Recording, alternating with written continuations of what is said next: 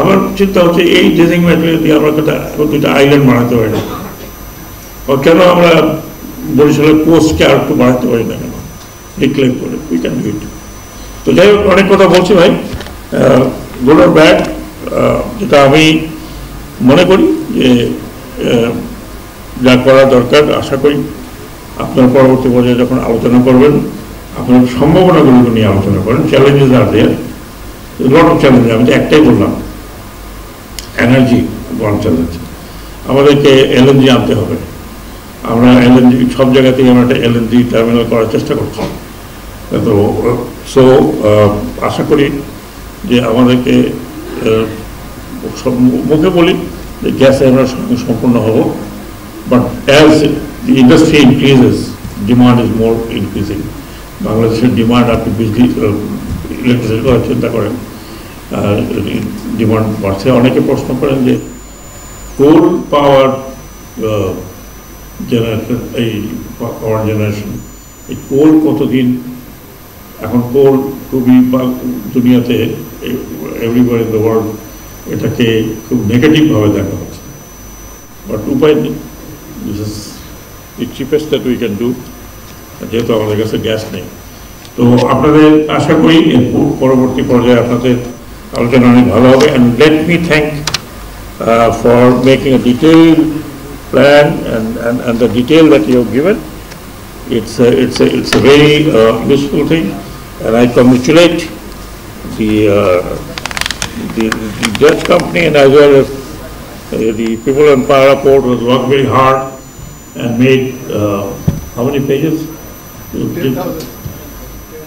10,000 pages of detailed plan, not a matter of joke.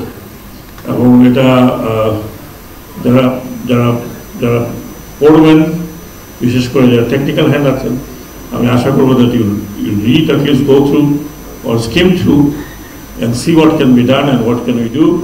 And I'm sure that if need be, you put more specialist people from our engineering universities.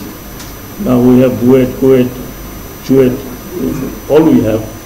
So all are of very good standard, and inara to worldwide porichito for their very ability.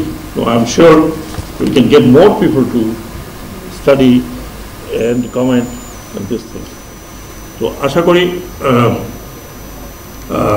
apnara, this is our port, this is our land, this is our country, and let us develop together. এবং সর্বশেষে জুলাই মাস এখন চলছে, August 5 তারিখ পর্যন্ত আমরা স্মরণ করছি, আমরা সরকারিভাবে স্মরণ করছি what happened in 2024, unprecedented revolution, যেটা আমি অনেক রেভলিউশন নিয়ে পড়েছি, লিখেছি, বাট ওয়ার্ল্ডে এইরকম রেভলিউশন হয়নি ইদানিং, where the young people, absolutely young people, they sacrifice themselves.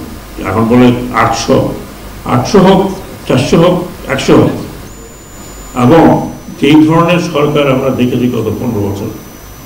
At least I have been mildly talking these last 15 years about this regime, and I always said this kind of regime যখন ফল করে তখন পুরো society ফল করে, যেটা এখন আমরা দেখছি যে স্টেট স্ট্রাকচার ভেঙে ওঠে, অ্যাকচুয়ালি তাই করছে।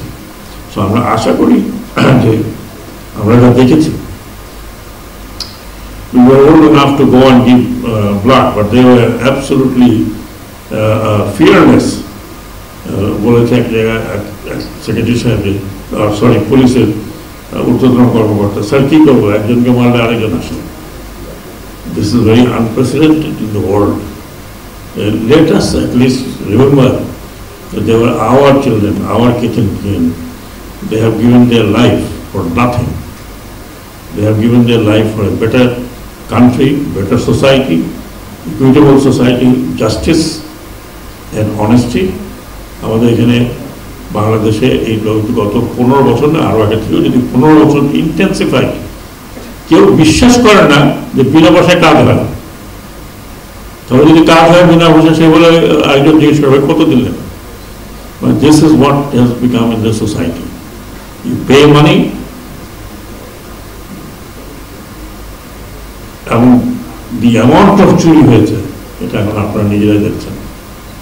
যদি চুরি সব দেশে হয়, কারাপশন সব দেশে আছে, no country can say there is no corruption, but আমাদের মতো এরকম কারাপশন ভাই 100 টাকা দিলে আপনি 90 টাকা খেয়ে বলছেন আর 10 টাকার কাজ হচ্ছে।